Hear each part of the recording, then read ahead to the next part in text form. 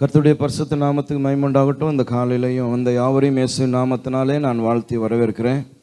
நாம் கர்த்தருடைய வார்த்தைக்கு நேராக நம்ம போகலாம். இந்த வருஷத்தில் தேவன் நமக்கு தந்த வாக்குத்தத்தமான வார்த்தை ஐசையா 51 அதிகாரம் 16 என் வார்த்தையை உன் வாயிலே வைத்து அல்லது அருளி என் கரத்தின் நிழலினாலே உன்னை நான் மறைக்கிறேன். Isaiah chapter 51 verse 16. அதை நம்ம தொடர்ந்து நம்ம தியானித்து கொண்டே வருகிறோம். என் வார்த்தையை உன் வாயிலே நான் அருளி. பிப்ரவரி மாதத்துலையும் வார்த்தை குறித்ததான ஒரு வாக்குத்தத்தத்தை எடுத்தோம். வானமும் பூமியும் ஒழிந்து போனாலும் என் வார்த்தை ஒழிந்து போவதில்லை. லூக் காஸ்பல் சாப்டர் 21 verse 33 லூக்கா 21:33 அந்த வசனத்தை எடுத்தோம். இதை ரெண்டையும் கிளப் பண்ணி மெயினாக நம்ம கவனித்து வருகிறது என்னன்னு சொன்னால் வார்த்தை. அந்த வார்த்தையினாலே உருவாகிறதான நன்மைகள் ஆசீர்வாதங்கள் எல்லாம் நான் பேசிக்கொண்டே வருகிறேன். ஏறக்குறைய 10 குறிப்புகள் அதிலேருந்து நான் கொடுத்துருக்குறேன். போன சண்டேவே அந்த 10 குறிப்புகள் என்னென்னதை நம்ம சொல்லிட்டோம். ஆமே. அப்போது திரும்பவும் நான் இன்ட்ரடக்ஷன் போயிட்டு திரும்பவும் அந்த 10 குறிப்பு நான் சொல்ல விரும்பலை. உங்கள் கையில் இருக்கும்னு நினைக்கிறேன். ஆமே. இன்றைக்கு நம்ம அந்த செய்தியை தொடர போகிறோம். ஆமே. ஹல்லேலூயா. வசனத்தை மட்டும் வாசித்துடலாமா ஒரு முறை? Isaiah chapter 51 verse 16. நான் வானத்தை நிலைப்படுத்தி பூமியை அஸ்திபாரப்படுத்தி சீயோனை நோக்கி நீ என் ஜனம் என்று சொல்வதற்காக நான் என் வார்த்தையை உன் வாயிலே அருளி என் கரத்தின் நிழலினால் உன்னை மறைக்கிறேன். ஆமென். லூக்கா 21:33. வானமும் பூமியும் ஒழிந்து போம், என் வார்த்தைகளோ ஒழிந்து போவதில்லை. Praise the Lord. Hallelujah. Okay, இவைகளிலிருந்து நம்ம தியானிக்கிறோம். நீங்கள் ஒருவேளை செய்திகள் மிஸ் பண்ணுவீங்களான்னா யூடியூப்பில் இந்த செய்திகள் இருக்குது. Reverend K.S. மார்ட்டின் என்கிறதான பேஜுக்கு போவீங்களான்னா இது பார்ட் 1 பார்ட் 2 பார்ட் 3ன்னு சொல்லி போட்டுகிட்டே வரேன். அதனால் செய்திகளை நீங்கள் கவனித்து என்ன பண்ணுங்க, கேளுங்க. அவைகள் உங்களுக்கு பிரயோஜனத்தை உண்டாக்கும். ஆமென். சோதரன். அப்போ வார்த்தை, தேவனுடைய வார்த்தை, அதில் இருக்கிற வல்லமை என்ன, அந்த வார்த்தை எப்படி நாம் கையாள வேண்டும்.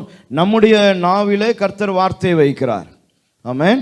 சோதரன். அந்த வார்த்தை பயத்திலிருந்து விடுதலை ஆக்குறது, வியாதிகளை போற்றுகிறது, இல்லை ஒருவனை எளிமை நடக்க செய்கிற வார்த்தை, பலவிதமான காரியங்களை நம்ம பார்த்து கொண்டே வந்தோம்.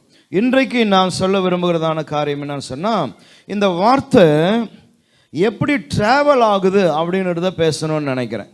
ஆமென். சோத்திரம். ஹல்லேலூயா. நம்ம எப்படி பயணிக்கிறோமோ, ஒரு வாகனத்தில் ஏறி உட்காந்து பயணிக்கிறோமோ, அதுபோல் வார்த்தையானது நம்ம மேலே உட்காந்துட்டு என்ன பண்ணுது, பயணிக்குது. ஆமென். ஹல்லேலூயா. நம்ம ஒரு இடத்துல இறங்கிட்டு பஸ்ஸில் போயிட்டு இறங்கிட்டு அடுத்தது ஒரு ஆட்டோவில் ஏறுறோன்னு சொன்னால், பஸ்ஸில் பயணித்த வார்த்தை இப்போ எங்கே போகுது, ஆட்டோக்குள்ளே ஏறுது. அந்த மாதிரி எனக்குள்ளே வார்த்தை இருக்குது, அந்த வார்த்தை பயணிக்குது. அந்த வார்த்தை என்கிட்டேருந்து ஜோயலுக்கு போகுது, ஜோயல்கிட்ட அது பயணிக்குது, ஜோயல்லேருந்து அது அப்புறமா அர்ஜுனுக்கு போகுது, அர்ஜுன்லேருந்து சாராளமாக்கு போகுது. இப்படி வார்த்தை என்ன ஆகுது, ட்ராவல் ஆகுது. Praise the Lord. ஹல்லேலூயா. அப்போது தேவன் செய்ய விரும்புகிறதான ஒரு விஷயத்தை செய்து முடிப்பதற்கு சில நேரங்களில் தேவனும் அந்த மனுஷனும் 1-to-1 என்கவுண்டரில் முடிஞ்சு போகுது. ஆனால் சில பிளஸ்ஸிங் எப்படி வருதுன்னா, வார்த்தை ட்ராவல் ஆகி வந்து அது ஒருத்தனை பிளஸ் பண்ணுது. ஆமென். ஹல்லேலூயா. எனக்கு பிளஸ்ஸிங்காக அந்த வார்த்தை இல்லை. ஆமென். சோத்ரம். அன்பரசை பிளஸ் பண்ணுறதுக்கு அந்த வார்த்தை. ஆனால் நான் அன்பரசுக்கிட்ட போக முடியல. அதனால் இந்த வார்த்தை என்கிட்ட தந்துட்டு, ஆமென், இந்த வார்த்தை யாருக்கு பயணமாகுது, ஜோயலுக்கு போயிட்டு, ஜோயிலேருந்து அது கலைக்கு போயிட்டு, கலைக்கிட்டேருந்து அது சைமனுக்கு போயிட்டு, சைமன்லேருந்து அது அப்படி வந்து யார் அன்பரசுக்கிட்ட போக முடியுமோ அவங்ககிட்ட கடைசியாக அந்த வார்த்தை யார்கிட்ட போகுது, அன்பரசுக்கு போய் என்ன ரீசனுக்காக இந்த வார்த்தை எனக்கு கொடுக்கப்பட்டதோ அந்த பிளஸ்ஸிங் அங்கே போய் சேருது. ஆமென். ஹல்லேலூயா. ஆமென். இந்த டிராவலில் யார் இந்த வார்த்தையை சரியாக கையாளாமல் குழப்பிட்டாலும் அன்பரசுக்கு போய் சேர்ற பிளஸ்ஸிங் என்ன ஆகுது, பாதிக்கப்படுது. ஆமென். இன்னைக்கு செய்தி இதுதான். ஹல்லேலூயா. அப்போ நாங்கள் எல்லாரும் கரெக்டாக இந்த வார்த்தையை ட்ராவல் பண்ணி கொண்டு போய் லெனின் மூலமாக தான் அன்பர்ஸுக்கு போகுது. ஏன்னா அன்பர்ஸை லெனின் தான் பக்கத்தில் இருக்கிறாரு, அவர் தான் அன்பர்ஸை பார்க்க முடியும் அப்படின்னா கரெக்டாக இங்கேருந்து புறப்பட்டது கரெக்டாக லெனினுக்கு போய் லெனின் கிட்டேருந்து அன்பர்ஸுக்கு போயிடுச்சுன்னா அந்த வார்த்தை அன்பர்ஸை ப்ளஸ் பண்ணிடுது. ஆனால் இதுக்கு இடையில எங்கன்னா குழப்பிடுச்சு அப்படின்னு சொன்னால் அந்த வார்த்தை அன்பரசுக்கு பிளஸ்ஸிங்காக என்ன பண்ணுறது இல்லை, மாறுவது இல்லை. ஆமென், ஹல்லேலூயா. அப்போ வார்த்தை எப்படிப்பட்டது, அதை எப்படி நம்ம கையாள வேண்டும் என்பதை ரொம்ப கவனமாக நம்ம யோசிக்கணும், நிதானிக்கணும். ஆமென், ஸ்தோத்திரம், ஹல்லேலூயா. அப்போ கிறிஸ்தவர்களாகிய நம்ம ஒவ்வொருவரையும் கர்த்தர் மற்றவர்களுக்கு ஆசீர்வாதமாக பிரயோஜனமாக கர்த்தர் வைக்கிறார். ஆமென். ஒன்று, தேவன் எனக்கு பிரயோஜனம் உள்ளவராக மாறுறாரு. ரெண்டாவது, நான் அடுத்தவனுக்கு பிரயோஜனமாக வாழணும்னு கர்த்தர் விரும்புகிறார். ஆமென், அதுதான் கர்த்தருடைய நோக்கம். அப்படி இருக்கும் பொழுது தெய்வீக ஆசீர்வாதங்களை, தெய்வீக பிளஸ்ஸிங்கை நம்மை நம்பி கர்த்தர் நம்ம கையில் தருகிறார். ஆமென். இதை வைத்து நீ என்ன பண்ண, அவனை ஆசீர்வதி அப்படின்னு கர்த்தர் சொல்கிறார். இல்லைன்னா இதை கொண்டு போய் அவனிடத்துல சேர்த்துரு இந்த வார்த்தையை. ஆமென், ஹல்லேலூயா. அதனால தான் ஓல்ட் டெஸ்டமெண்ட்லாம் பார்க்குறோம், அதுக்குன்னு ஒரு நபரை கர்த்தர் வச்சுருந்தார். தீர்க்கதரிசிகள் அப்படின்னு ஒரு நபர்கள் இருந்தாங்க. அவங்கக்கிட்ட கர்த்தர் சொல்லி நீ போய் இந்த ராஜாவுக்கு இப்படி சொல்லுனா அவன் ஒருவன் மட்டுமே அந்த வார்த்தையை தூக்கி சுமந்து என்ன பண்ணுறான், போய் யாரை பார்க்கணுமோ பார்த்து அந்த வார்த்தையை சொல்லிடுறான். அது அவர்களுக்கு பிளஸ்ஸிங்கோ அல்லது கர்ஸோ எதுவாக இருந்தாலும் கர்த்தர் சொல்கிறபடி அங்கே என்ன பண்ணும், நடக்கும். நியூ டெஸ்டமெண்ட்டுக்கு வந்துட்டிங்கன்னா கர்த்தராகிய தேவன் தான் வார்த்தை, அந்த வார்த்தை நமக்குள்ளே இருக்குது. ஆமென், ஹல்லேலூயா. ஆமென், ஸ்தோத்திரம். அந்த வார்த்தை நமக்குள்ளே வாழ்ந்து கொண்டே இருக்குது. அந்த வார்த்தையை கொண்டு நம்மையும் நாம் ஆசீர்வதித்து கொள்ள முடியும், அடுத்தவனையும் நம்ம என்ன பண்ண முடியும், ஆசீர்வதிக்க முடியும். ஆமென். அவ்வளோ பிளஸ்ஸிங்கான காரியத்தை கர்த்தர் நமக்குள்ளே கர்த்தர் வைத்திருக்கிறார். ஆமென், ஹல்லேலூயா. அப்போ கிறிஸ்தவர்களாகிய நம்ம இந்த தெய்வீக வார்த்தைகளை எப்படி நம்ம நகர்த்தி கொண்டு போகிறோம் என்பது மிகவும் முக்கியமானது என்பதை இந்த காலையில் உங்களுக்கு நான் சொல்லணும்னு ஆவியானவர் விரும்புகிறார். ஆமென். நம்ம எல்லாருக்கும் தெரிந்த சம்பவத்திலிருந்து தான் நம்ம பேச போகிறோம், அப்போ தான் எல்லாருக்கும் புரியும். எனவே நீங்கள் வேதம் இருக்கிற எல்லாரும் எடுத்துக்கொள்ளுங்க. 2 ராஜாக்களின் புஸ்தகம் 5ஆம் அதிகாரம். 2 ராஜாக்களின் புஸ்தகம் 5ஆம் அதிகாரம். இந்த 5ஆம் அதிகாரத்தில் சீரிய படைத்தலைவனாகிய நாகமானை குறித்து வாசிக்கிறோம். பெரும்பாலும் இந்த ஆலயத்தில் இருக்கிற எல்லாருக்கும் நாகமானுடைய சம்பவம் நல்லா தெரிந்திருக்கும். பலமுறை நீங்கள் வாசித்திருப்பீங்க, பலமுறை இதிலிருந்து செய்திகள் எல்லாம் கேட்டிருப்போம். அப்போ இங்கே பார்க்கணும், சீரியா என்கிறதான ஒரு தேசம், அந்த தேசத்தில் ஒரு படைத்தளபதி, அவனுடைய பேர் நாகமான். அவனுக்கு சரீரத்தில் குஷ்ட ரோகம் என்கிற வியாதி. ஓகே, அவனுக்கு மனைவி உண்டு. அவனுடைய வீட்டில் ஒரு சிறு பிள்ளை வேலை செய்கிறான். அவள் சமாரியாவிலிருந்து சிறையாக பிடிக்கப்பட்டு வந்ததான பெண். ஆமென், சோதரர். அப்போ நாகமான், அவங்க மனைவி, ஒரு சின்ன பிள்ளை, சமாரியாவிலிருந்து வந்ததான ஒரு பிள்ளை. சமாரியா எதுக்கு தலைநகர்? சமாரியா தலைநகர் என்னது? இஸ்ரவேல். இஸ்ரவேலினுடைய தலைநகர் சமாரியா. ஓகே, 3 கேரக்டர் ஆயிடுச்சா? இப்போ இந்த சம்பவத்தில் இன்னும் என்னென்ன கேரக்டர் சேருதுன்னு சொன்னால், சமாரியாவுடைய ராஜா, ஆமென், சமாரியா தேசத்துடைய ராஜா இந்த சம்பவத்துக்குள்ளே வரார். அடுத்தது சீரியாவினுடைய ராஜா, ஆமென். அப்புறமா நாகமானுடைய வேலைக்காரன், நாகமான் கூட ட்ராவல் ஆகி எங்கள் சமாரியாவுக்கு வரார். ஓகே, அடுத்தது எலிசா, எலிசாவினுடைய வேலைக்காரன். இவ்வளோ கேரக்டர் ஒரு விஷயத்தில் வருது. ஆமென், ஹல்லேலூயா. என்ன விஷயம்னா நாகமான் சுகமடைதல். இதில் 8 பேர் சம்மந்தப்படுறாங்க. ஆமென், ஹல்லேலூயா.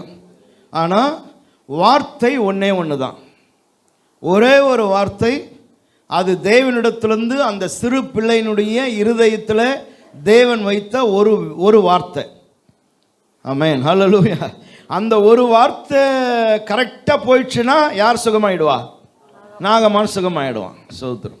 அந்த வார்த்தை தப்பாச்சுன்னா யாருக்கு சுகம் இல்லை? நாகமானுக்கு சுகம் இல்லை.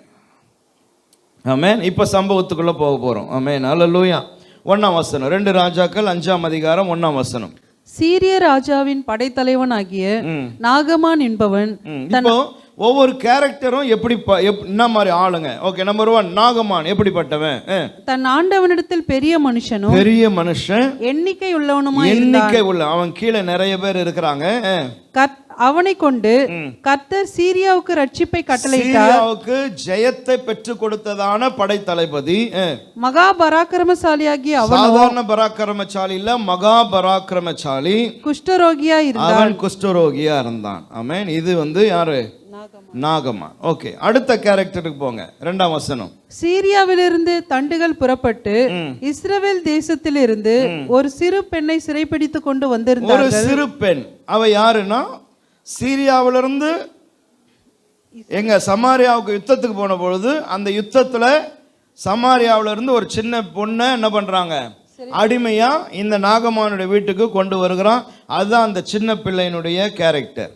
ஓகே, ஸோ இப்படி கேரக்டர் ஆனது போய்கொண்டே இருக்குது. அருமா அந்த சீரியா தேசத்தின் ராஜா, அவங்க மனைவி. 4ஆம் வசனம், 3ஆம் வசனம் வாசிக்கலாம். 3ஆம் வசனம். அவள் தன் நாச்சியாரை பார்த்து. ஓகே, இப்பதான் வார்த்தை இப்பதான் இங்க உள்ள வருது. அவள் யாரு? இந்த சின்ன பெண் தன் நாச்சியாரை பார்த்துனா நாகமானுடைய மனைவியை பார்த்து, என் ஆண்டவன் சமாரியாவில் இருக்கிற. என் ஆண்டவன் சொன்னா தெய்வம் இல்லை, என் ஆண்டவன் சொன்னா என்னுடைய எஜமானனாகிய இந்த நாகமான். ஓகே, என் ஆண்டவன் ஏதோ ஆண்டவரை பத்தி பேசுதுன்னு நினைச்சிடக்கூடாது. ஓகே, என் ஆண்டவன் சொன்னா யார சொல்லுது? நாகமான சொல்லுது. என் ஆண்டவன் சமாரியாவில் இருக்கிற தீர்க்கதரிசியினிடத்தில் போவாரானால் நலமாயிருக்கும், அவர் இவருடைய குஷ்டரோகத்தை நீக்கி விடுவார் என்றால். இதாங்க வார்த்தை, அவ்வளவுதாங்க. ஒரு சின்ன பெண்ணுகிட்ட ஒரு வார்த்தை கர்த்தர் தராரு. என்ன வார்த்தைனா, என்னுடைய ஆண்டவன் என்ன பண்ணணும், சமாரியாவில் இருக்கிற தீர்க்கதரிசியின் இடத்துல போவாரானால் நலமா இருக்கும், அவர் இவருடைய குஷ்டரோகத்தை நீக்கி விடுவார். இப்ப இந்த வார்த்தை யார்கிட்ட இருந்து யார்கிட்ட போகுது? சிறு பெண்ணுகிட்ட இருந்து நாகமானுடைய மனைவி கிட்ட போகுது. இப்ப 4ஆம் வசனம். அப்போது அவன் போய், இஸ்ரவேல் தேசத்து பெண் இன்ன பிரகாரமாய் சொல்லுகிறாள் என்று தன் ஆண்டவனிடத்தில் அறிவித்தான். அப்பொழுது சீரியாவின் ராஜா. இவனுக்கு ஆண்டவன் யாரு? ராஜா. இப்போ இந்த வார்த்தை எங்க டிராவல் ஆகுது? ராஜாவுக்கு போய். ஏன்னா இவன் ராஜாவினுடைய படைத்தளபதி. எனவே ராஜா கிட்ட போய் சொல்றான், இப்படி ஒரு பொண்ணு சொல்லுது, நான் சமாரியாவுக்கு போனா சுகமாயிடுவேன்னு சொல்லி இந்த பொண்ணு சொல்லுது. இவனு ராஜாவுக்கு போகுது. அப்பொழுது சீரியாவின் ராஜா இன்ன பிரகாரம் சொன்னான். என்னென்ன பிரகாரம் நம்மளுக்கு தெரியாது. ஓகேவா? ஆமென். அதில் என்ன கூட்டினாரு, என்ன கழிச்சாரு, என்ன இவர் பண்ணாருன்னு தெரியல. என்ன பிரகாரம் சொன்னார். அப்போது சீரியாவின் ராஜா, நல்லது போகலாம், இஸ்ரவேலின் ராஜாவுக்கு நிருபம் தருகிறேன் என்றான்.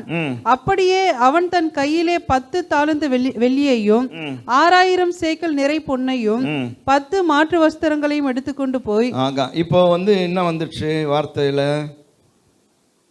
நிருபம் வந்துடுச்சு. ஆமென்.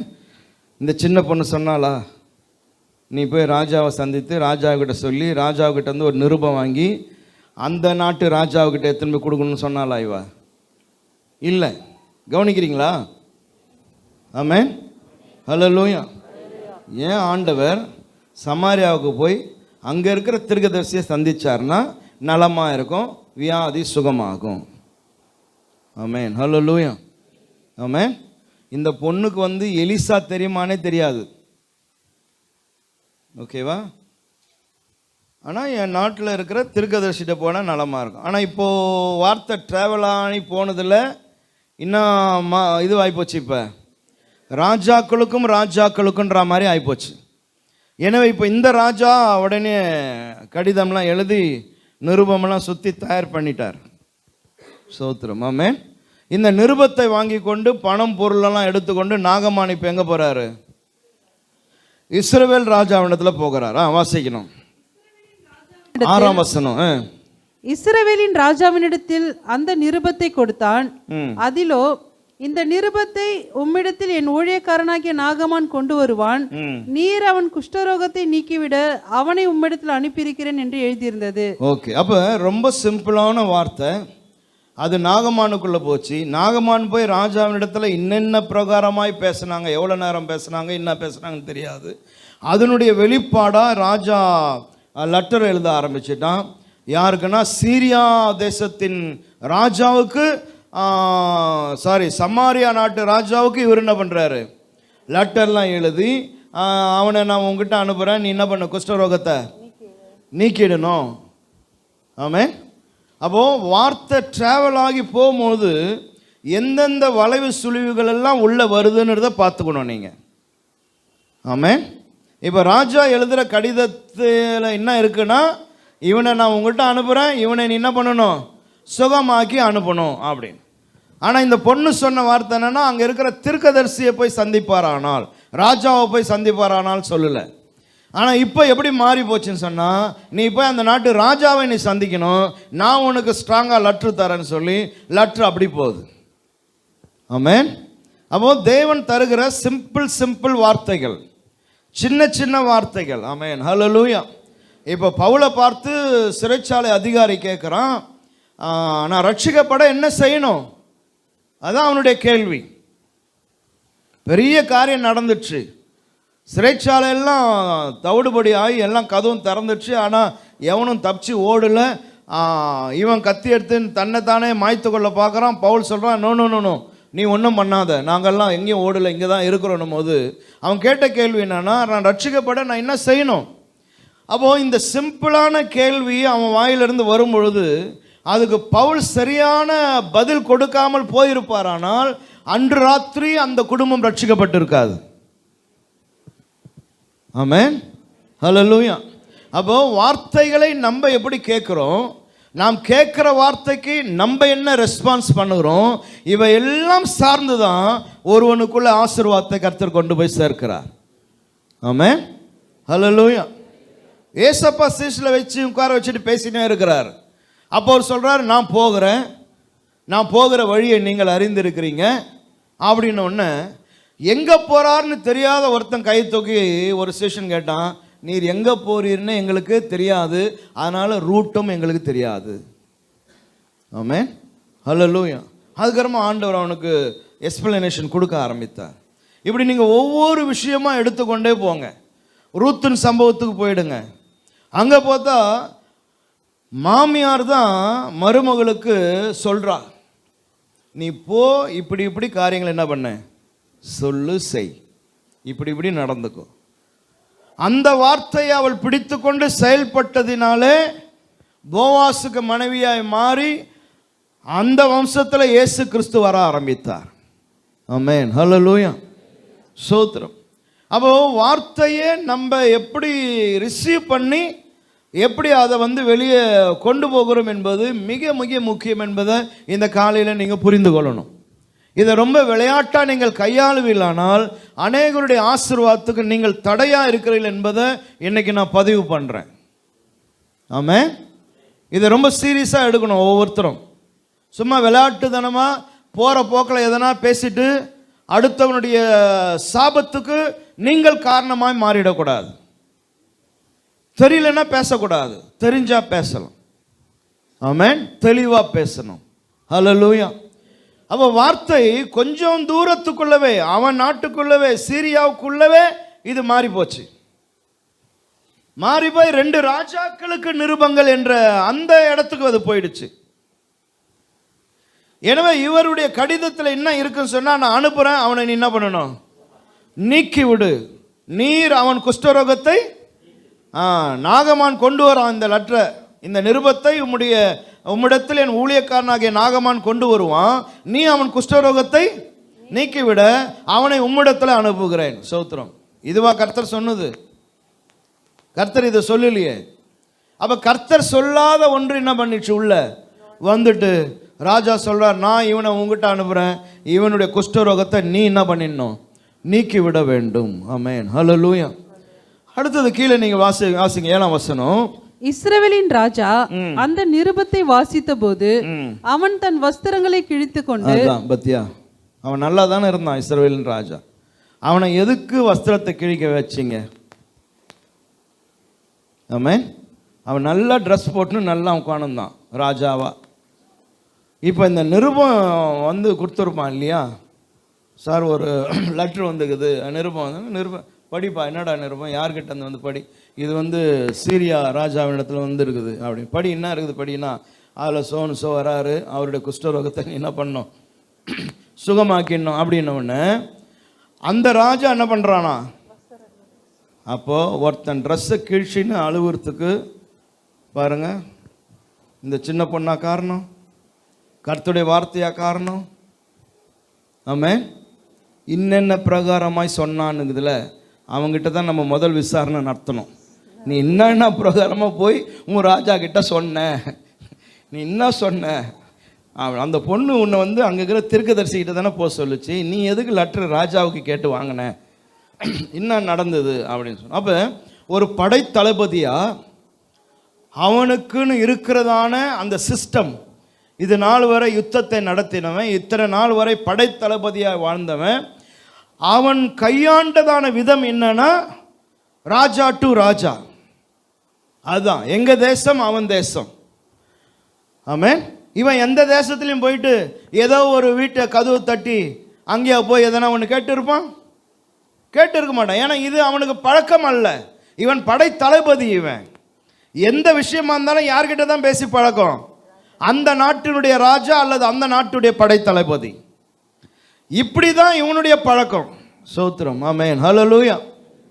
இப்படி பழகி கொண்டு இருக்கிறவங்கிட்ட போயிட்டு நீ போய் சமாரியாவில் ஒரு தீர்க்கதரிசி இருப்பார், அவர்கிட்ட போ அப்படின்னா அவனுடைய அந்த அந்த உத்தியோகம், அவனுக்கு இருக்கிறதான பழக்க வழக்கங்கள், இது அவனை என்ன பண்ணுறது இல்லை, அந்த இடத்துக்கு அந்த மைண்டையே அது கொண்டு போகலை. ஸோ இவனுடைய மெத்தட் பிரகாரம் தான் இவன் டீல் பண்ணணும்னு நினைக்கிறான். நான் வேற கண்ட்ரிக்கு போகிறேன் அப்படின்னா அந்த கண்ட்ரியுடைய ராஜா தான் என்ன பண்ணணும், வரவேற்கணும், அவர்கிட்ட தான் நான் டீல் பண்ணணும். அவன் தீர்க்கதரிசி எவனாச்சும் இருந்துன்னு போட்டோம், நான் இங்கே போகணும், கிங்கு என்னை வரவேற்கணும், அப்புறமா கிங்கு தான் என்ன பண்ணணும், இங்கேருந்து அரண்மனையிலேருந்து டேய் யாரா அந்த தீர்க்கதரிசி யாரோ அவனை இங்கே கூட்டின்னு வைப்பா அப்படின்னு அரண்மனைக்கு வரணும் கொள்ளணும். அப்போ இவருக்குன்னு ஒரு ப்ராக்டிஸ் இருக்குது பத்தியா, இந்த ப்ராக்டிஸின் அடிப்படையில் தான் இதை இவர் கொண்டு போகிறார். ஆமென். அப்போ நம்ம எல்லாருக்கும் ஒவ்வொரு ப்ராக்டிஸ் இருக்குது. அந்த ப்ராக்டிஸின் அடிப்படையில் தான் நம்ம என்ன பண்ணுறோம், ட்ராவல் பண்ணுறோம், நம்ம பேசுகிறோம், நம்ம பழகுறோம். ஒவ்வொருத்தருக்கும் ஒவ்வொரு விதமான பழக்கங்கள் இருக்கும். ஆமென். ஹல்லேலூயா. ஆமென். அப்போ கர்த்தருடைய வார்த்தை வரும் பொழுது நம்முடைய பழக்கத்தின்படி தான் அதை கையாளணுன்றது அவசியம் இல்லை. அந்த கர்த்தருடைய வார்த்தை என்ன சொல்லுகிறதோ அதன்படி அதை நம்ம கொண்டு போக பழகணும். அப்போ பல நேரங்களிலே நம்முடைய மெத்தட், நம்முடைய காரியங்கள், ஆமென், நம்ம கையாளுகிறதான முறைகள், இவைகள் எல்லாம் நாம் என்ன பண்ண வேண்டியதாக இருக்குது, மாற்றி அமைக்க வேண்டியதாக இருக்குது கர்த்தருடைய வார்த்தையின் அடிப்படையில். சோதரம். இப்போ கீழே படிங்க. சட்டையெல்லாம் கிழிச்சிக்கினார் யாரு? ராஜா. இஸ்ரவேலுடைய ராஜா சட்டை கழிச்சுக்கினார்னா அந்த லெட்டர் எப்படி இருந்திருக்கும் பாரு, அந்த வார்த்தை அவருக்கு எப்படி இருந்திருக்கும் பாரு. அவர் சொல்றாரு, படிங்க. அவன் தன் வஸ்திரங்களை கிழித்து கொண்டு ஒரு மனுஷனை அவன் குஷ்டரோகத்தினின்று நீக்கிவிட வேண்டும் என்று அவன் என்னிடத்தில் நிருபம் அனுப்புகிறதற்கு கொல்லவும் உயிர்ப்பிக்கவும் நான் தேவனா? இவன் என்னை விரோதிக்க சமயம் தேடுகிறான் என்பதை சிந்தித்து பாருங்கள் என்றான். பார்த்தீங்களா, கிங்குடைய மைண்ட் எங்க போகுது? இவன் ஏதோ வம்புக்கு வந்துக்கிறான். அவன் நேராக சண்டைக்கு வரலாம்ல, அப்படி வராமல் சண்டைக்கு காரணத்தை உண்டாக்குறதுக்கு இந்த நிருபத்தை அமைச்சிருக்கிறான். ஆமென். ஏன்னா ராஜாவுக்கு அத்தானே தோணும். சோதரன். அப்போ நான் தெய்வமா இவனை சுகமாக்க? அப்போ வேணும்ன்ட்டு என்னை வம்புக்கு இழுத்து யுத்தத்தை உண்டாக்குவதற்கு விரோதிக்க சமயம் தேடுகிறான். எப்பா தேவையில்லாமல் எங்கேயோ பாவம் ஒரு பொண்ணு சொல்லிச்சு, என் ஆண்டை அங்கே போனால் சுகமாவான். இது இப்போ கலவரம் எங்கே போகுது? நாட்டுக்கு யுத்தம் போகுது. அப்போ இதை இப்படியே விட்டுட்டு இருந்தால் என்ன நடந்திருக்கும்? திருப்பி ஒரு முறை சீரியாவும் இஸ்ரவேலும் அடி நடந்திருக்கும். எதனாலடா அடிச்சுக்கிறீங்கன்னா, இவன் ஒரு நிருபம் எடுத்துன்னு வந்தான். சோத்திரமாமே, நீ ஆண்டா அந்த நிருபம் எடுத்துன்னு வந்தேன்னா என் பொண்டாட்டி சொன்னா, நீ ஏமா சொன்ன, இந்த பொண்ணு சொல்லிச்சு. கடைசியா நாள் சாத்தி அந்த பொண்ணை, நீ அடிமை பொண்ணு வாய் முன்னு கம்முனுங்கிறதுனால நீ என்ன சொன்னா, நான் என்னங்க சொன்னேன், நல்லதானங்க சொன்னேன்னு அது ஓன்னு அழுவோம். ஸோ அதனால நாம் எப்படி வார்த்தைகளை கையாளுகிறோம். அப்போ நம்ம கையாளுகிற முறைகள் பலருடைய வாழ்க்கையிலே சண்டை சச்சரவு, என்ன அடிதடி, ஊருக்கு ஊரு சண்டை, இந்த மாதிரியெல்லாம் கூட என்ன பண்ணிடும், உருவாக்கி விட்டுடும். அப்போ வார்த்தை ரொம்ப பவர்ஃபுல்லானது. அதை எப்படி அது எப்படி ட்ராவல் ஆகுது, நமக்குள்ளே வந்து நம்மிலிருந்து அவன் இன்னொருத்தனுக்கு அது போகணும். அதை எப்படி நம்ம லகுவாக அது அல்லது ஞானமாக அதை ட்ராவல் பண்ணி அடுத்தவனுக்குள்ள அனுப்புகிறோம் என்பது ரொம்ப முக்கியம். ஓகே, படிங்க சிஸ்டர். இஸ்ரவேலின் இப்போ அவரு ராஜா வந்து உங்களை கேட்குறாரு, சிந்தித்து பாருங்கள் அப்படின்னு உங்கள் கையில் கொடுத்துட்டாரு. நீங்களே தயவுசெய்து யோசித்து பார்த்துட்டு பதில் சொல்லுங்கடாப்பா. இவன் இந்த மாதிரி நிருபம் அமைச்சிருக்கிறான். 8ஆம் வசனம். இஸ்ரவேலின் ராஜா தன் வஸ்திரங்களை கிழித்து கொண்ட செய்தியை தேவனுடைய மனுஷனாகிய எலிசா கேட்டபோது, அதுதான் இப்போ எலிசாக்கு இந்த மேட்ரு எப்படி போச்சுன்னு இங்கே தெரியல. ஆமென், ஹல்லேலூயா. அப்போ அந்த நாட்கள்லாம் பாருங்க, தீர்க்கதரிசிகள் அப்படின்னு சொன்னா அவர்களுக்கும் தேசத்தின் ராஜாக்களுக்கும் டெஃபினட்டா என்ன இருக்கணும், கனெக்ட் இருக்கணும். ஆமென். சோதரி எது நடந்தாலும் ராஜா யாராவது கூப்பிடுவார். நீ கேட்டு சொல்லு, ஆண்டவர்கிட்ட கேட்டு சொல்லு, என்னான்னு கேட்டு சொல்லு. யுத்தத்துக்கு போகலாமா வானாவா, இல்லை இதை பற்றி என்ன சொல்கிறார் ஆண்டவர், கேட்டுன்னு வா அப்படின்னு. அதனால அரண்மனைக்கும் இருக்கிற அந்த ஊரில் இருக்கிற தெய்வ மனுஷன் தீர்க்கதரிசிகளுக்கும் என்ன இருந்தது, கனெக்ஷன் இருந்தது.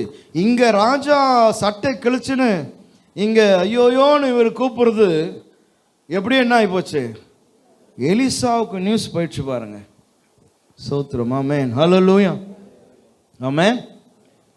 அந்த அங்கே அரண்மனையிலிருந்து எலிசா வரைக்கும் போயிடுச்சு. ராஜா வஸ்திரத்தை கிழிச்சினாரு, இந்த மாதிரி ஒருத்தன் வந்திருக்கிறான், அவனை சுகமாக்கணுமா, அது எப்படி ராஜா சுகமாக்குவார் என்னான்னு ஒன்றும் புரியலன்னு போயிடுச்சு அங்கே. இப்போ எலிசாவுடைய வார்த்தையை கவனிங்க. அவன், நீர் உம்முடைய வஸ்திரங்களை கிழித்துக் கொள்வானேன், அவன் என்னிடத்தில் வந்து இஸ்ரவேலிலே தீர்க்கதரிசி உண்டென்பதை அறிந்து கொள்ளட்டும் என்று ராஜாவுக்கு சொல்லி அனுப்பினான். பிரைஸ் தி லார்ட், ஹல்லேலூயா. அங்கிருந்து தகவல் வந்தவன் இடத்துல திருப்பி இவர் ஒரு வார்த்தையை கொடுத்து அனுப்புறார். என்னன்னா, ராஜா எதற்கு எல்லாத்தையும் கிழிச்சிக்கணும் வஸ்திரங்கள் எல்லாம், அவனை என்னிடத்தில் வந்து இஸ்ரவேலிலே தீர்க்கதரிசி உண்டு என்பதை அறிந்து கொள்ளட்டும். ஆமென், ஹல்லேலூயா. ஆமென், சோதரம். எலிசாவினிடத்திலிருந்து இந்த வார்த்தை ராஜாவுக்கு போன உடனே ராஜாவுக்கு எவ்வளோ மகிழ்ச்சியாக இருந்திருக்கும் பார். பரவாயில்லடப்பா, நம்ம தப்பிச்சோம், அவனை அங்கே அனுப்பிச்சுட்டான். ஆமென், ஹல்லேலூயா, சோதரம். அப்போ ரொம்ப ரொம்ப ஆறுதலாக இருந்திருக்கும் ராஜாவுக்கு. இப்போ நாகமானை பார்த்து சொல்கிறாரு, நீ எங்கே போங்க, ஏப்பா இவரை எங்கே கூட்டின்னு போ, அங்கே கூட்டின்னு போடா. சோத்திரம். ஆமென். இதெல்லாம் நடக்கும் போது நாகமான் கூட யார் இருக்கிறா, நாகமானுடைய வேலைக்காரன் இருக்கிறான். சோத்திரம். இந்த கூத்தெல்லாம் பார்த்துனே தான் இருக்கிறான். ஆமென், ஹல்லேலூயா. எங்கேயும் அவன் வாயை திறந்து எதையும் பேசலை, அமைதியாக எல்லாத்தையும் பார்த்துட்டே தான் இருக்கிறான். இப்போ நாகமான் எங்கே ட்ராவல் ஆகிறார்னா எலிசாவினுடைய வீட்டுக்கு வரார். எலிசாவினுடைய வீட்டுக்கு வந்த உடனே 10ஆம் வசனம். அப்பொழுது எலிசா அவனிடத்தில் ஆள் அனுப்பி, ஓகே, இப்போ திருப்பி அடுத்த ஆளுகிட்ட வார்த்தை உள்ள ஏறுது. எத்தனை பேர் பாருங்க, ஒரு நாகமானுடைய குஷ்டரோகம் நீங்கிறதுக்கு எத்தனை பேர்கிட்ட வார்த்தை ட்ராவல் ஆகி போகுது பாருங்க. இப்போ எலிசா நாகமானை பார்த்து டைரக்டா பேசாம தன்னிடத்துல இருந்ததான ஆளை அனுப்பிச்சு சொல்றாரு, நீ போய் யோர்தானில் 7 தரம் ஸ்நானம் பண்ணு. நீ நாகமான், நீ போய் யோர்தான் நதியில 7 தரம் என்ன பண்ணு, ஸ்நானம் பண்ணு, அப்பொழுது உன் மாம்சம் மாறி நீ சுத்தமாவா என்று சொல்ல சொன்னான். Price the Lord. இப்போ போய் சொல்ல சொன்னான். அவன் போய் சொல்லியிருப்பான், ஐயா எங்க ஐயா சொல்றாரு, நீ யோர்தானில் போய் 7 தரம் ஸ்நானம் பண்ண சொல்றாரு, அப்போ நீங்க சுகமாவீங்கன்னு சொல்றாரு. ஆமென், ஹல்லேலூயா, சோத்திரம். ஆமென்.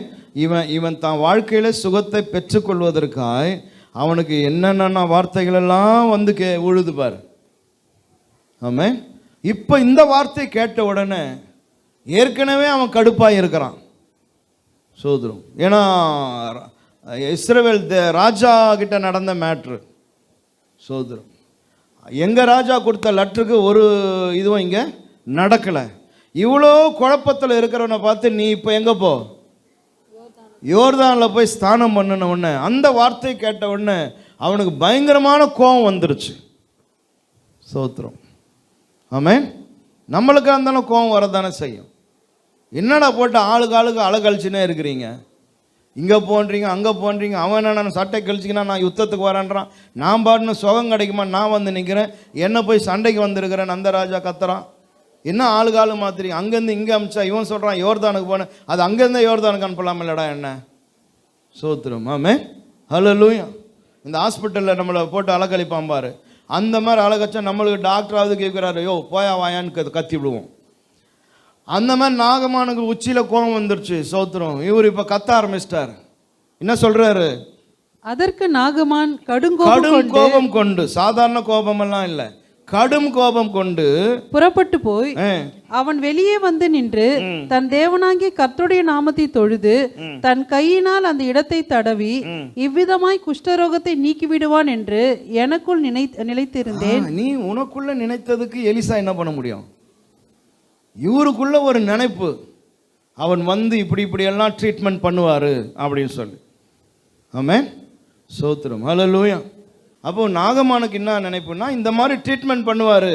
ஏன்னா குஷ்டரோகம் குணமாகணும்னா தண்ணியில் முங்கினா போவோமா? அவன் என்னைக்குனா இதை கேள்விப்பட்டானா?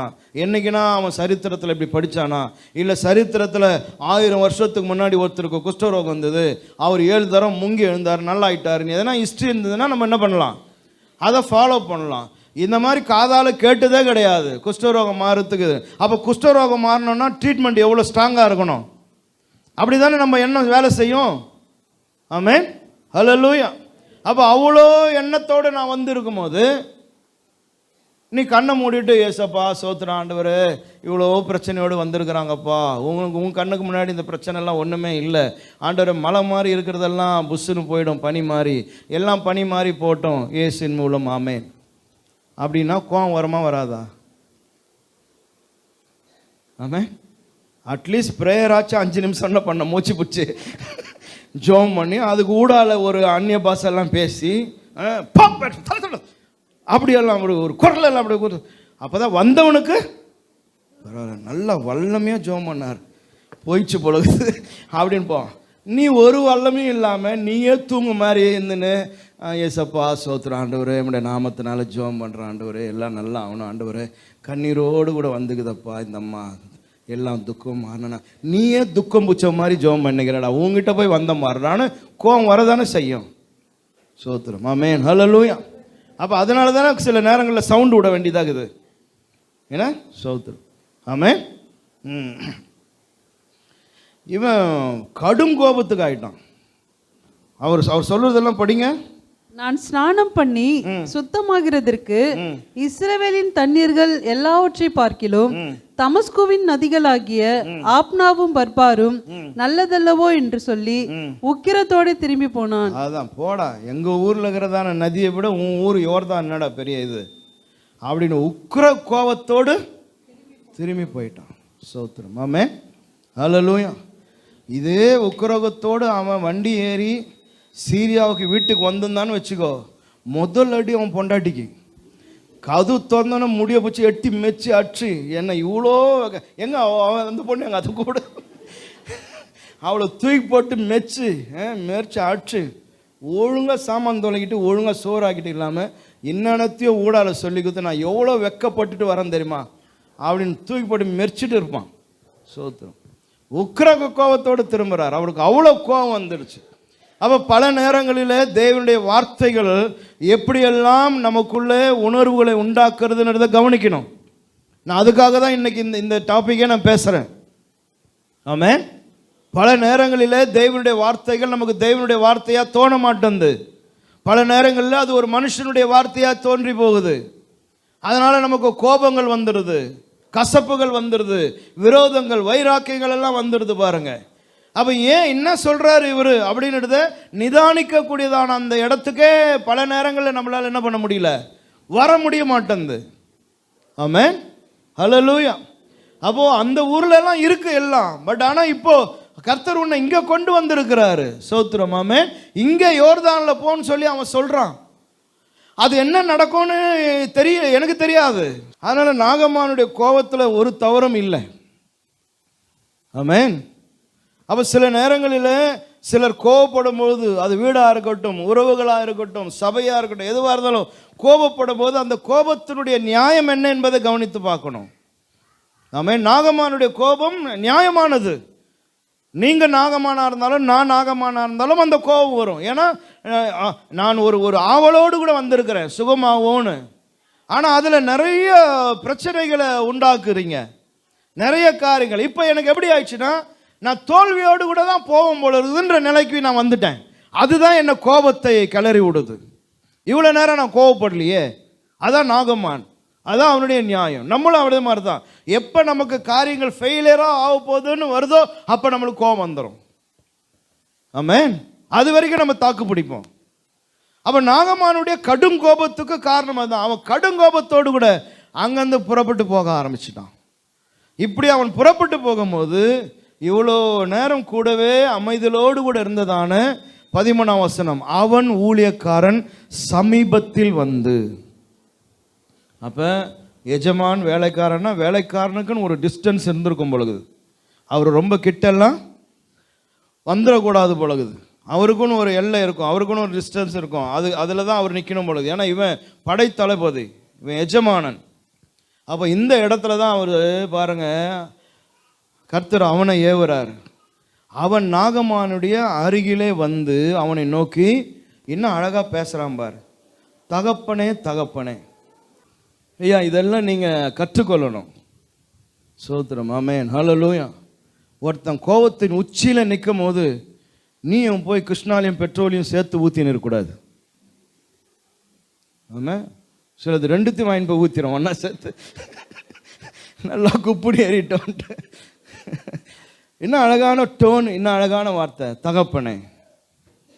ஆமென். ஹல்லேலூயா. அந்த அந்த அந்த ஒரு வார்த்தையில் எவ்வளோ இனிமை, எவ்வளோ சுகம் இருக்குது பாரு. எஜமானேன்னு கூட கூப்பிடல அவன், தகப்பனே அப்படின்னா. அந்த ஒரு டோன்லேயே நாகமானவன் அப்படியே புஷ்ஷுன்னு இறங்கிட்டு இருப்பான். ஏன்னா இதுவரைக்கும் இவன் அவனை தகப்பனேன்னு கூப்பிட்டானான்னு தெரியாது. ஆமென். இந்த ஃபஸ்ட்டு முறை குழந்தைங்க எதனா ஒரு வார்த்தை பேச ஆரம்பிச்சிச்சு, ஏன்னா அதுங்க எதனா ஒன்று சொன்னால் கூட நம்ம அம்மாங்க துப்பர் துப்பர் அப்பா அப்பான்னு அம்மா அம்மாந்துன்னு இவங்களா ஒன்று காது சொல்லுவாங்க. அதில் எவ்வளோ சுவை, எவ்வளோ ரசம் இருக்குது அதில். இது வரைக்கும் இவன் எப்படி கூப்பிட்டான்னு தெரியாது. ஐயான்னு ஓடி போனானா, என்னான்னு சொல்லி போனான்னு தெரில. வாழ்க்கையில் முதல் முறை நாகமான் ஒருவேளை கேட்டிருப்பான், தகப்பனே. ஏன்னா யாரா என்னை கூப்பிட்டது? நீயாடா? இது வரைக்கும் அப்படி என்னை கூப்பிட்டது இல்லையாடா? ஆமாம், நானும் உங்களை இந்த அளவுக்கு கோபத்தில் இது வரைக்கும் பார்த்தது இல்லை தகப்பனே. அவன் புஷ்ஷுன்னு இறங்கிட்டான் பொழுது, தகப்பனே. அந்த தீர்க்கதரிசி ஒரு பெரிய காரியத்தை செய்ய உமக்கு சொல்லியிருந்தால் அதை நீர் அது தானே. அப்போ எவ்வளோ எவ்வளோ ஸ்வீட்டாக பேசுகிறான் பாருங்க. செய்வீர் அல்லவா? ஸ்நானம் பண்ணும் அப்போது சுத்தமாவீர் என்று அவர் உம்மோடு சொல்லும் பொழுது அதை செய்ய வேண்டியது எத்தனை அதிகம் என்றான். எவ்வளோ லகுவான ஒரு விஷயத்தை சொல்லியிருக்கிறாரு. ஸ்நானம் தானே பண்ண சொல்லியிருக்கிறாரு. வேற எதுனா பிரமாதமாக சொல்லியிருந்தா செஞ்சிருப்பீங்க இல்லையா தகப்பனே அப்படின்னு ஒன்று. அவன் அப்போ தான் ரியலைஸ் பண்ண ஆரம்பிக்கிறான். ஆமென். அப்போது அவன் இறங்கி தேவனுடைய மனுஷன் வார்த்தையின்படியே யோர்தானில் 7 தரம். 14ஆம் வசனம் ரொம்ப முக்கியம் பாருங்க.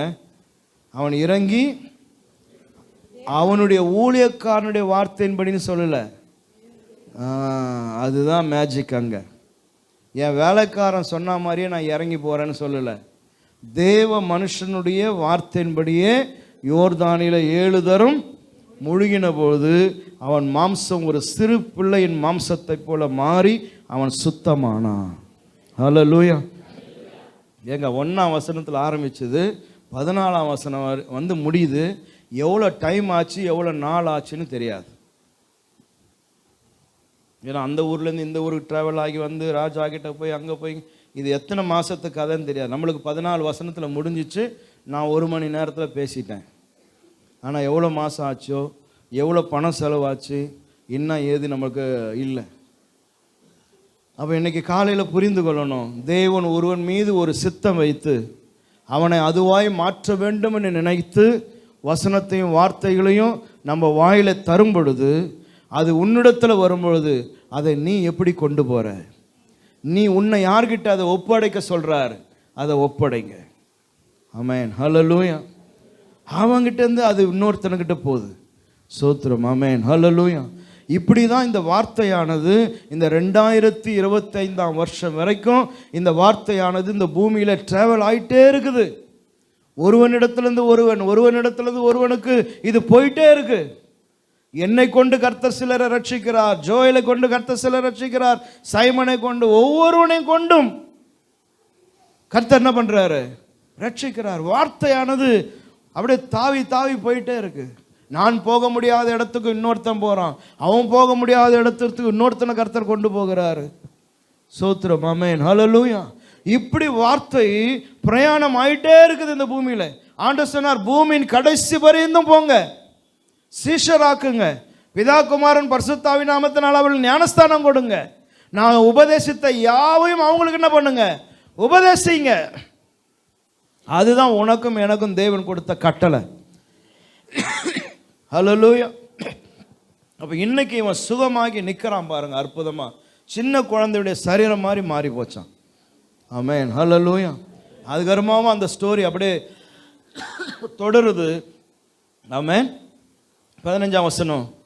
அப்பொழுது அவன் தன் கூட்டத்தோடெல்லாம் தேவனுடைய மனுஷனிடத்துக்கு திரும்பி வந்து, இங்கதான் நம்மளுக்கு தெரியுது இவர் பெரிய கூட்டத்தோட போய்கிறாருன்னு. தளபதியாச்சே, இவர் ஒரே ஒரு வேலையாள் கூட போல, பெரிய கூட்டம் போயிருது உள்ள. அவனுக்கு முன்பாக நின்று, தேவ மனுஷனுக்கு முன்னாடி நின்று, இதோ இஸ்ரவேலில் இருக்கிற தேவனை தவிர பூமி எங்கும் வேறே தேவன் இல்லை என்பதை அறிந்தேன். கொஞ்ச நேரத்துக்கு முன்னாடி தான் உச்சத்துல நின்னான். எலிசா வீட்டு முன்னாடி எப்படி நின்னான்? உச்சிக்கு போயிட்டான். இப்ப எங்க நிக்கிறான்? ஐயா, உம்முடைய தேவனை தவிர வேற தெய்வம் இல்லடாப்பா. ஆமென், ஹல்லேலூயா, ஆமென், சோத்திரம். அதுதான் கர்த்தர் செய்யற காரியம். இப்போதும் உமது அடியேன் கையில் ஒரு காணிக்கை வாங்கி கொள்ள வேண்டும் என்றான். உம்மை தவிர இஸ்ரவேலில வேற யாரும் இல்லைன்னு சொல்லல. உம்முடைய தேவனை தவிர பூமியில வேற தேவன் இல்லை. ஆமென். அப்ப கர்த்தர் என்ன செய்யணும்னு நினைச்சாரோ பாருங்க, சுகம் கொடுப்பது தேவனுடைய நோக்கம் இல்லை, இஸ்ரவேலின் தேவனை இவன் அறிந்து கொள்ளணும். இன்னைக்கு ஒரு சுகத்தை பெற்றுட்டு, ஐயா நான் என் ஊருக்கு போய், என் ஊரில் நிறைய குஷ்டரோகிங்க இருக்கிறாங்க, எல்லாருக்கும் நான் உங்கள் அட்ரஸ் கொடுத்து என்ன பண்ணுறேன்? அனுப்புகிறேன். எல்லாரையும் நீங்கள் என்ன பண்ணிவிடுங்க? குணமாக்கி அனுப்புங்க ஐயான்னு சொல்லலையே. உன் தேவனை போல வேற தேவன் இல்லை. ஆமென், ஹல்லேலூயா. அப்போ ஒவ்வொரு விஷயமும் கர்த்தரிடத்துலேருந்து படிக்கும்பொழுது எதை படித்து கொள்ள வேண்டுமோ அதை படிக்கணும்.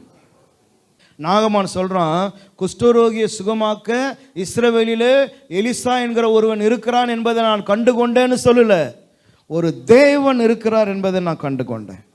ஆமென், ஹல்லேலூயா. உங்களுடைய வாழ்க்கையில என்னுடைய வாழ்க்கையிலும் எந்த ஒரு காரியம் நடந்தாலும் அதுல ஒரு மனுஷனை அல்ல, அதற்குள்ளே இருந்து செயல்படுகிற தேவனை பார்க்கணும். ஆமென், ஹல்லேலூயா. ஒரு மனுஷனை வைத்து கர்த்தர் உனக்கு உதவி செய்கிறார்னா அந்த மனுஷனுக்கு நீ நன்றி சொல்லு. அதை காட்டிலும் அந்த மனுஷனை உனக்கு தந்தவருக்கு நன்றி சொல்லணும். ஆமென், ஹல்லேலூயா. நம்ம அங்கே மிஸ் பண்ணிடக்கூடாது. ஆமென். இவன் அல்ல, என் தேவன் ஒருவர் இருக்கிறார். இவனை போல 100 எலிசாவை உருவாக்க அவரால் மட்டும்தான் முடியும். ஆமென், ஹல்லேலூயா, சோதரன். எனவே நாகமான் திரும்பி போகும் பொழுது ஒரு தெய்வத்தை தன்னோடு கூட எடுத்துக்கொண்டு தன் தேசத்துக்கு போகிறான். சோதரம், ஆமென், ஹல்லேலூயா. எவ்வளோ அற்புதமான விஷயம் பாருங்க. அப்போ அந்த பிள்ளைக்கு எவ்வளோ பெரிய பிளெஸ்ஸிங் பாருங்க. அந்த பிள்ளையின் மூலமாய் உற்பத்தியானதான வார்த்தை இன்னைக்கு நாகமான சுகத்தோடும் தேவனை அறிந்தவனாகவும் தன் தேசத்துக்கு கொண்டு போகுது. அதனால நிறைய விஷயங்கள் இருக்கு. ஒவ்வொன்றையும் நீங்கள் திரும்பி போய் டைம் கிடைக்கும் போது உட்கார்ந்து திரும்ப இவைகளை நீங்கள் ரீகலெக்ட் பண்ணுவீங்களானா உங்களுக்குள்ள இருக்கிற ஆவியானவர் இன்னும் நிறைய விஷயத்தை உங்களுக்கு போதிப்பார். ஆமென், ஹல்லேலூயா. நான் சொல்கிறது வெரி சிம்பிள் விஷயங்க. இன்னும் நிறைய கர்த்தர் உனக்கு கற்றுத் தருவார். ஆமென், ஹல்லேலூயா. எனவே கடைசி வரைக்கும் அவன் காணிக்க வாங்கவே இல்லை பாருங்க. ஹல்லேலூயா. கடைசியாக முடிஞ்ச சரித்திரம் முடிகிறது உங்களுக்கு தெரியும். ஆமென். இந்த சாபம் பிடித்ததான இந்த வியாதி பாருங்க யாருக்குள்ள வந்துடுச்சு? எலிசாவினுடைய வேலைக்காரனுக்குள்ள வந்துச்சு. காரணம் என்னன்னா அவனுடைய வார்த்தை, அவன் பேசின வார்த்தை. அவன் ஓடி போய் நாகமானை சந்தித்து இப்படி ஆக்கும் அப்படி ஆக்கும், 4 பேர் வந்துட்டாங்க, ஐயா இப்படி கேட்குறாரு அப்படி கேட்குறாருன்னு சொல்லி அவன் மனப்பூர்வமாக என்ன பண்ணுறான், எல்லாத்தையும் வாரி கொடுத்தா இவனுக்கிட்டேருந்து எங்கே போயிடுச்சு பாருங்கள். அப்போ எலிசாவினிடத்தில் இருந்தாலும் அவனுடைய வார்த்தை பாருங்கள், எலிசாவினுடைய வேலைக்காரனுடைய வார்த்தை அவனுக்கு சாபத்தை கொண்டு வந்துருச்சு. ஆனால் நாகமானுடைய வேலைக்காரன் நாகமானுக்கு மிகப்பெரிய அற்புதத்தை அடையாளத்தையும் கண்டு கொள்ள உதவி செய்தது. ஆமென், ஹல்லேலூயா. இந்த நாகமானுக்கிட்ட இன்னொரு அற்புதமான விஷயம் என்ன தெரியுமா? அவன் போகும்போது 17ஆம் வசனம், அப்பொழுது நாகமான் ஆனாலும் 2 கோவேறு கழுதைகள் சுமக்கத்தக்க 2 பொதி மண் உமது அடியனுக்கு கட்டளையிட வேண்டும். உமது அடியேன் இனி கர்த்தருக்கே அல்லாமல் அந்நிய தேவர்களுக்கு சர்வாங்க தகனத்தையும் பலியையும் செலுத்துவதில்லை. போதும், இப்போ காணிக்க வாங்க மாட்டேன்னுட்டாரு எலிசா. இப்போ நாகமான் கேட்குறான், 2 கோவேறு கழுதை மேலே நான் ஏற்றி கொண்டு போகிற அளவுக்கு எனக்கு உம்முடைய தேசத்துடைய மண் வேணும். ஆமென். சோதரம் எதுக்குன்னா, நான் ஏன் தேசத்துக்கு கொண்டு போய் இந்த மண்ணினால இந்த தேவனுக்கு நான் ஒரு பலிபீடத்தை நான் கட்டணும். ஆமென், ஹல்லேலூயா. தேவன் மேலே அவனுக்கு எப்படிப்பட்ட ஒரு மரியாதை வந்துடுச்சு பாரு. என் ஊரில் இருக்கிற மண்ணில் கூட நான் கட்ட மாட்டேயா, இந்த இஸ்ரவேலிலேருந்து கொண்டு போகிற மண்ணில் இந்த தெய்வத்துக்கு நான் ஒரு பலிபீடத்தை கட்டி நான் அங்கே நான் அவரை தொழுது கொள்ளுவேன். ஆமென், ஹல்லேலூயா, ஸ்தோத்திரம். ஆமென். அவன் வந்தது குஷ்டரோகத்தோடு, போனது குஷ்டரோகம் இல்லை. ஆமென். வந்தபோது தேவன் அறியாமல் வந்தான், போகும்போது தேவனை அறிந்து கொண்டு போகிறான். ஹல்லேலூயா. இதற்கு எல்லாம் என்ன காரணம் பார்த்தா, ஒருவர் மூலமாக புறப்பட்டு வந்ததான வார்த்தைகள். ஆமென். இன்னைக்கு காலையில் நம்முடைய வாயிலிருந்து வருகிறதான வார்த்தைகள், சோத்திரம். ஆமென். அது மிக முக்கியம் என்பதை உங்கள் இருதயத்தில் வைத்து கொள்ளுங்க. ஆமென், ஹல்லேலூயா. அதனால் யாருடைய சட்டையும் யாரும் கீழ்ச்சிக்க நம்ம வாயிலிருந்து வார்த்தை வந்துடக்கூடாது. சில நேரங்களில் நம்ம சொல்கிற வார்த்தைகள் அடுத்தவர்களை கோபப்படுத்தலாம். இதெல்லாம் சகஜமாக நடக்கும். கோபப்படும் பொழுது அவனை நாம் எப்படி சமாதானப்படுத்துகிறோம், இவைகள் எல்லாம் இதற்குள்ளே இருக்குது. ஆமென், ஹல்லேலூயா. கோபம் என்பது மனுஷனுக்குள்ளே இருக்கிற ஒரு உணர்வு, அன்பு போல, கண்ணீரை போல. கோபம் ஒரு உணர்வு, பசி, இது எல்லாம் எல்லாருக்கும் வரும்.